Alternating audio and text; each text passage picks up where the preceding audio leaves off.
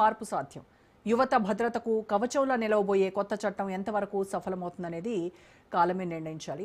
Right, ఇదే అంశంపై ఇవాళ డిబేట్లో కూడా డిస్కస్ చేద్దాము. డిబేట్లో పార్టిసిపేట్ చేస్తున్నారు కాంగ్రెస్ ఎమ్మెల్సీ శంకర్ నాయక్ గారు అండ్ బీజేపీ సీనియర్ నాయకులు అందెం రామరెడ్డి గారు అండ్ బీఆర్ఎస్ నాయకురాలు సుమిత్రా ఆనంద్ గారు and senior journalist and analyst Mannem Koteswararao గారు. నమస్కారం అండి అందరికీ.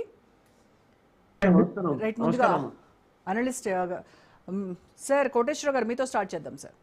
సార్ పార్లమెంట్ జరుగుతున్నటువంటి తీరును చూస్తూ ఉన్నారు. యాంటీ పేపర్ లీక్ సవరణ బిల్లు ద్వారా పరీక్షల నిర్వహణ అనేది చాలా ట్రాన్స్పరెంట్గా దాంతో ఖచ్చితంగా తీసుకొస్తాము అని చెప్పేసి ఇటు ప్రభుత్వం చెప్తా ఉంటే, ప్రతిపక్షాలు మాత్రము ఆర్ఎస్ఎస్ లేకపోతే యూనివర్సిటీల వీసీల వెనక ఆర్ఎస్ఎస్ ఉంది, ఇంకా విద్యార్థుల లాఠీ చార్జ్ పైన చర్చలు జరగాలి అని సభను అడ్డుకోవడం అనేది చూస్తూ ఉన్నాము. సో ఈ రెండు భిన్న వ్యూహాలు పార్లమెంటులో ప్రజలకు ఎలాంటి సందేశం ఇస్తున్నాయంటారు?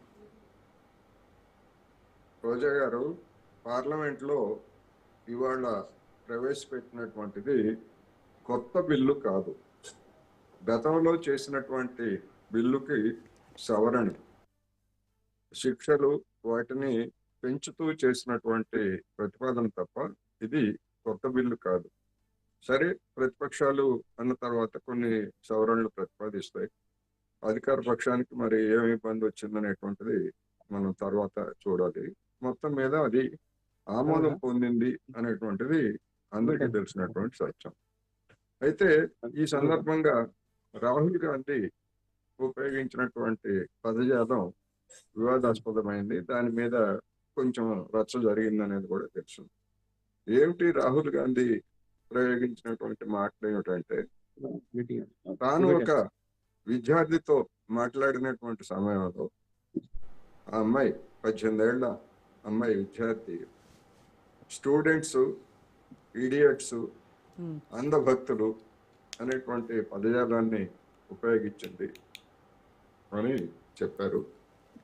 దాన్నే రాహుల్ గాంధీ గారు ప్రస్తావిస్తూ ఏమిటి అంటే, అంధభక్తులు అంటే ఎవరు అంటే, ఒక ఇడియట్ని దేవుడిగా భావించేటువంటి వాళ్ళు అంధభక్తులు అని చెప్పేసి ఆ అమ్మాయి చెప్పిందని అన్నారు. దాని మీద బీజేపీ సభ్యులు, మంత్రులు లేదు మా నరేంద్ర మోడీ గారిని అంటే తమను తాము విజ్ఞులు, తమకంతా తెలుసు, తమను తాము దేవుడిలాగా ఊహించుకునే వాళ్ళు అందరూ కూడా ఈడియట్స్ అన్నట్టుగా అమ్మాయి చెప్పిందని ఆయన ఉటంకించారు. చెప్పాడు. చెప్తే దాన్ని మా నాయకులను ఉద్దేశించి అన్నారు అని చెప్పేసి అధికార పక్షానికి చెందినటువంటి వాళ్ళు చెప్పారు.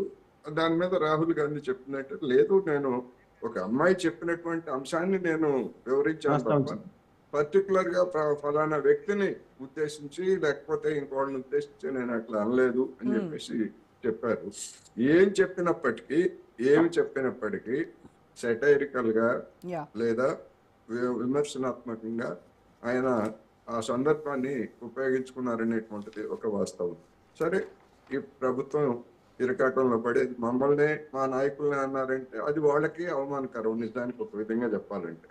అందుకని ఇవాళ రాజకీయాల్లో లేదా ఇతర వివిధ సంస్థల్లో కూడా ఆ రాహుల్ గాంధీ గారు ఆ అమ్మాయి చెప్పినట్టుగా ప్రస్తావించినటువంటి ఈడియట్స్, అంధభక్తులు అనేటువంటి వాళ్ళు మనకి పుష్కలంగా కనిపిస్తున్నారనేది ఒక వాస్తవం.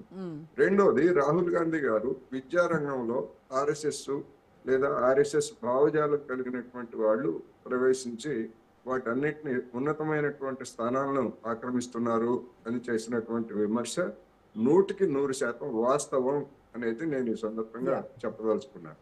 ప్రతిష్టాత్మకమైనటువంటి అనేక విశ్వవిద్యాలయాల్లో వీసీలు వ్యవహరించినటువంటి తీరు దాన్ని ఇప్పటికే రుజువు చేసింది. అది సాధారణమైనటువంటి విమర్శగానే ఉండేది తప్ప ఏదో ప్రత్యేకంగా పనిగట్టుకుని ఆర్ఎస్ఎస్ మీద రాహుల్ గాంధీ ఇవాళ కొత్తగా చేసినటువంటి విమర్శ కాదు. అది ఎప్పటి నుంచో ఉందనేది కూడా నేను ఈ సందర్భంగా చెప్పదలుచుకున్నాను. దానికి తోడు కాంగ్రెస్ నాయకులు కూడా చెప్తున్నారు కదా సార్, గత కొన్ని ఏళ్లుగానే జవహర్లాల్ నెహ్రూ యూనివర్సిటీ కావచ్చు, బనారస్ హిందూ యూనివర్సిటీ, ఢిల్లీ యూనివర్సిటీ, ఈ వీసీల నియామకము వెనుక వాళ్ళకి ఆర్ఎస్ఎస్ అనుబంధ సంస్థలతో ఉన్నటువంటి రిలేషన్ దాని మూలంగానే వాళ్ళు సిఫారసులు చేయించుకున్నారు, వీసీలుగా నియమింపబడ్డారు అనేది కాంగ్రెస్ నాయకులు చెప్తున్నటువంటిది. మన హైదరాబాద్ సెంట్రల్ యూనివర్సిటీలో కూడా జరిగింది అదే కదా. అవును, రీసెంట్ గా వెస్ట్ బెంగాల్ జాదవ్పూర్ చూసాం కదా సార్, జాదవ్పూర్ యూనివర్సిటీ. అందుకని అనేక సెంట్రల్ యూనివర్సిటీల్లో అది జరిగింది, జరుగుతున్నది, జరగబోతుంది. ఈ ప్రభుత్వం ఉన్నంత కాలం అదే చేస్తారు. అదేవిధంగా సరే బీజేపీ అధికారంలో ఉన్నటువంటి రాష్ట్రాలకు చెందినటువంటి విశ్వవిద్యాలయాలు వాళ్ళనే నింపుతారు. అది వాస్తవం.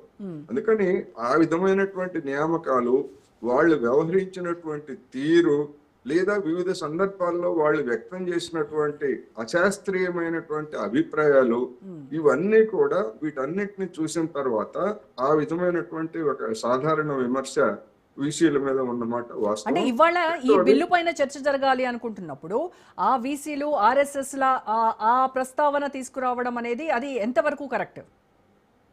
ఇప్పుడు ఈ సందర్భం అనేటువంటి దానికి వచ్చేసరికి ఇప్పుడు పరీక్షల సంస్కరణ గురించి మద్రాసు ఐఐటికి చెందినటువంటి ప్రొఫెసర్ కామకోటి అనే ఆయన్ని కూడా ఇందులో చేర్చారు. ఆ కామకోటి అనే ఆయన్ని చేర్చిన తర్వాత ఆ కామకోటి గతంలో ఏ విధమైనటువంటి తిరోగామి భావాలు లేకపోతే ఏ విధమైనటువంటి అశాస్త్రీయమైనటువంటి అంశాలు ఆయన చెప్పాడు అనేటువంటిది కూడా ఈ సందర్భంగా ఇవాళ మీడియాలో వచ్చింది.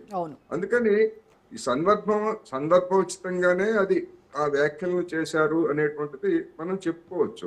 అందుకని అటువంటి వాళ్ళు పరీక్షలు లేకపోతే ఇప్పుడు నటి కంగనా రనౌత్, ఆమె బీజేపీ ఎంపీ, ఆమె ఏం చెప్పింది, ఈ దేశానికి స్వాతంత్రం ఎప్పుడు వచ్చిందంటే 2014లో వచ్చింది అంది. 2014 అంటే నరేంద్ర మోడీ గారు ప్రధానమంత్రి అయిన తర్వాతనే స్వాతంత్రం వచ్చిందని చెప్పింది. ఆమె నిన్న లేటుగా ఈ సిజేపీ మీద అసభ్యకరమైనటువంటి పదజాలతోటి ఆమె తీవ్రమైనటువంటి వ్యాఖ్యలు చేసింది. ఇంకొక ఆయన వలువలు గురించి నిత్యం చెప్పుకునేటువంటి మోహన్ దాస్ అనేటువంటి ఒక మేధావి, ఆర్ఎస్ఎస్ బీజేపీ మేధావి ఆయన ఏ విధమైనటువంటి వ్యాఖ్యలు చేశారో చివరికి ఆ వ్యాఖ్యల వ్యక్తిగతం తప్ప మాకేం సంబంధం లేదని చెప్పేసి ఆ ఆర్ఎస్ఎస్ కూడా సిగ్గుపడాల్సి వచ్చింది. అందుకని ఇలాంటి వాళ్ళు ఉన్నటువంటి వాతావరణంలో ఈ విధమైనటువంటి సందర్భోచితంగానే ఉన్నాయి తప్ప అసందర్భంగా ఉన్నాయని నేనైతే అనుకోవట్లేదు. ఒక మాట వీళ్ళు ఎక్కడైనా ఒక మాట అటు ఇటు ఉండొచ్చు కానీ అసందర్భమైనటువంటి ప్రసంగం అయితే చేశారని నేనైతే అనుకోవట్లేదు.